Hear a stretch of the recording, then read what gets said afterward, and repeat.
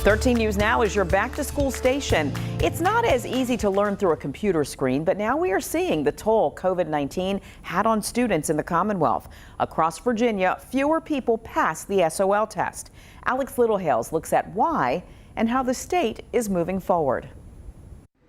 For the first time in 2 years, students in Virginia took standards of learning tests. The pandemic did affect how many students took them, but for those who did, the scores released this week show a decline in how many passed. Across reading, math, and science exams, you can see a drop in passing rates across all three subjects from 2021 compared to 2019.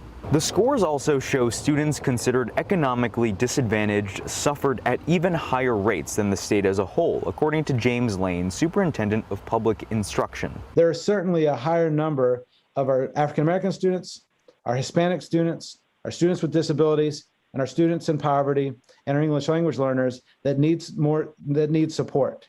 And so this is where resources are going to be huge. Superintendent Lane says these numbers should also be taken into a larger context. Because of the pandemic, these lower passing rates also came with lower participation numbers. Over 150,000 less student tests that were taken.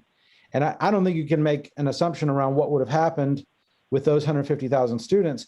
But what we know is when you remove that many students from the cohort, we're not comparing apples to apples. Testing results also show mathematics scores across the 7 cities dropped.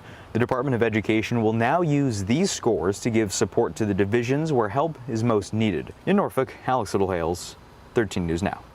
A Virginia task force focused on students in schools in challenging environments responded to the report. It says COVID-19 worsened structural inequities that have long produced a pandemic of unfinished learning.